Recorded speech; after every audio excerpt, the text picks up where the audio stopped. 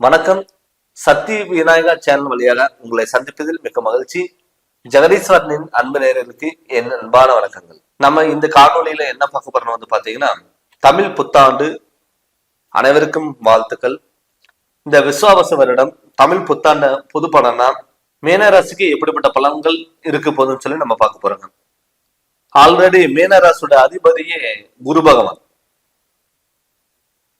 இந்த மீனராசி பொறுத்தளவுல இந்த ஆண்டு பலனா ஒரு பொது பலனா ஒரு 12 மாசத்துக்கான பலன்கள் பாத்தீங்கன்னா எப்படி இருக்கும், கோச்சாரப்படி கிரக நிலையினால ஏற்படக்கூடிய மாற்றங்கள் என்ன, இதனால இந்த ஆண்டுக்கு எப்படிப்பட்ட பலன்கள் கிடைக்க போகுதுன்னு சொல்லி நம்ம பார்க்க போறோம்.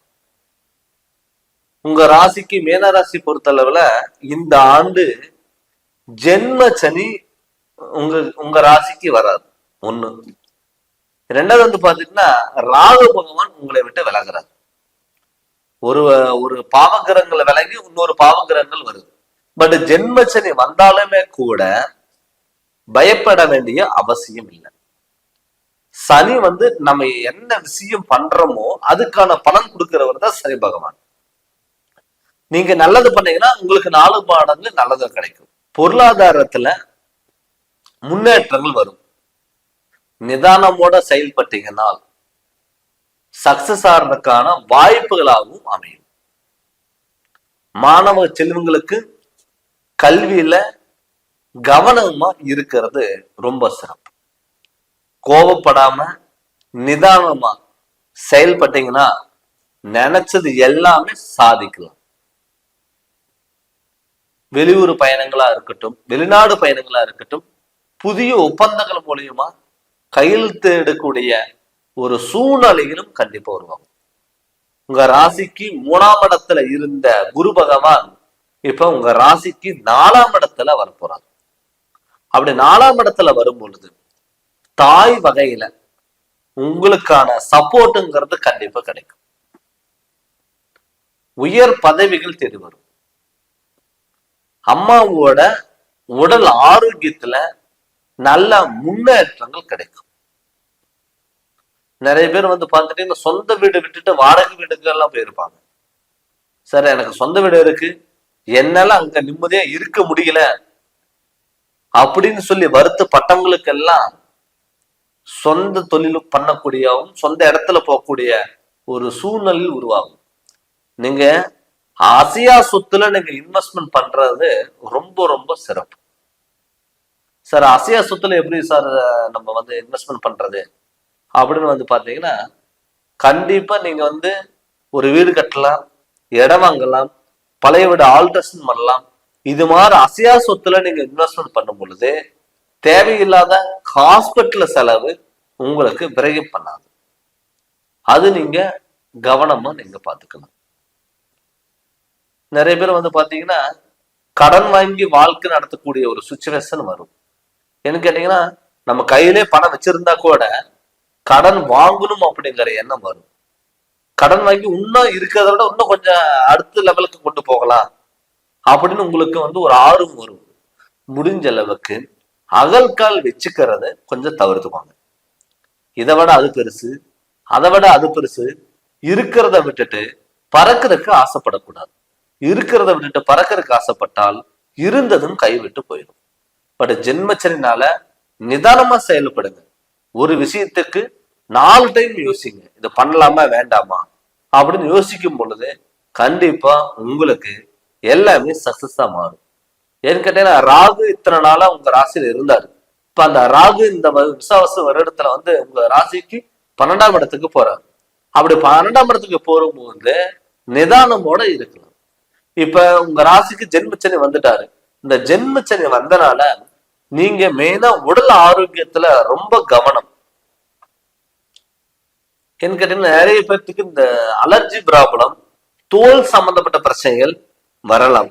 அது நீங்க முடிஞ்ச அளவுக்கு நீங்க உணவு கட்டுப்பாடுகள் இருந்தீங்கன்னா கண்டிப்பா உடல் ஆரோக்கியத்துல நல்ல முன்னேற்றங்கள் வரும்.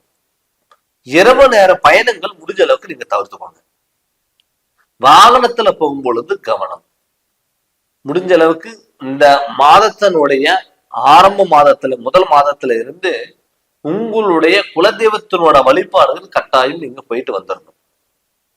அது மட்டும் இல்லாம சனிக்கிழமை அன்னைக்கு நான்வெஜ் சாப்பிட்றது முடிஞ்ச அளவுக்கு நீங்க அவாய்ட் பண்ணிக்கோங்க. விநாயகரோட வழிபாடுகள், ஆஞ்சநேயரோட வழிபாடுகள் உங்களுக்கு இருந்ததுன்னா எப்படிப்பட்ட பிரச்சனை வந்தாலும் சமாளிக்கக்கூடிய ஒரு திறமை உங்ககிட்ட வந்துடும். யாருக்கு ஜாமீன் கையெழுத்து போறது, சப்போர்ட் பண்றது, கொடுக்கல் வாங்கல் விஷயத்துல கொஞ்சம் கவனமா இருக்கிறது ரொம்ப சிறப்பு. பட்ட கஷ்டத்துக்கு ஒரு விடுவி காலக்கான பலன்ங்கிறது கண்டிப்பா கிடைக்கும். வெளிநாட்டுல இருக்கிறவங்களுக்கெல்லாம் புதிய ஒப்பந்தங்கள் உங்களை தேடி வரும். திடீர் உயர் பதவிகள் வரலாம், அதிர்ஷ்ட வாய்ப்புகள் தேடி கொடுக்கலாம், தொழில நல்ல மாற்றங்கள் வரலாம். அவங்களுக்கு எல்லாமே ஒரு முன்னேற்றம் அடையக்கூடிய ஒரு வருடமா இந்த வருடம் உங்களுக்கு இருக்க போகுது. இது மட்டும் இல்லாம பாத்தீங்கன்னா நிறைய பேர் பாத்தீங்கன்னா உங்ககிட்ட நல்லதமா பழகிட்டு பின்னாடி போய் உங்களை பத்தி குறை சொல்லுவாங்க. என்ன கேட்டா உங்க ராசிக்கு இப்ப 7ஆம் இடத்துல இருந்த கேது பகவான் உங்க ராசிக்கு 6ஆம் இடத்துக்கு வந்துட்டாரு. அப்படி 6ஆம் இடத்துக்கு வரும் பொழுது உங்களை எதிரிகளை வெல்லக்கூடிய ஒரு மனப்பான்மை உங்களுக்கு வரும். சார் நான் யாரை நம்புறதுன்னு தெரியல, நம்பினா அவங்க என்னை ஏமாத்திட்டு போயிட்டாங்க அப்படிங்கிறது இருக்கலாம். அதனால முடிஞ்ச அளவுக்கு தான தர்மங்கள் பண்றது ரொம்ப சிறப்பு. தான தர்மங்கள் நீங்க பண்ணும் பொழுது பெரிய பாதிப்புகள் இதெல்லாம் நீங்க தவிர்த்துக்கலாம். வாகனத்துல இரவு நேரங்கள் பயணிக்கும் பொழுது கொஞ்சம் கவனமா செயல்படுங்க. சொந்த பந்தங்கள் முடிஞ்ச அளவுக்கு இந்த டயத்துல யாரையும் பகையா நினைக்காதீங்க.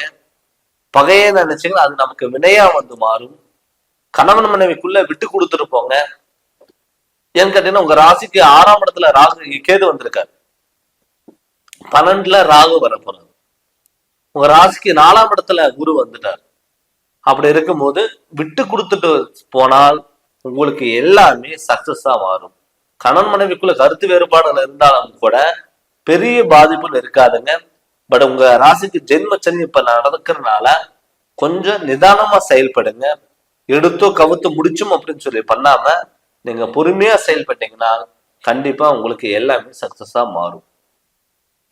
நம்ம என்னதான் ஒரு பொது பலன்னா நம்ம பார்த்தாலுமே கூட இது கோச்சாரப்படி கிரகங்களோட அமைப்பா கூட இது நம்ம எடுத்துக்கலாம்.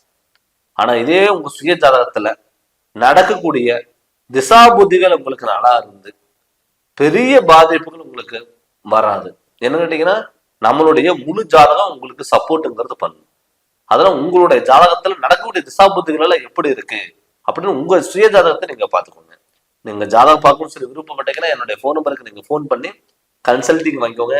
கண்டிப்பா உங்களுக்கு நல்ல விளக்கங்கிறத நான் தரேங்க.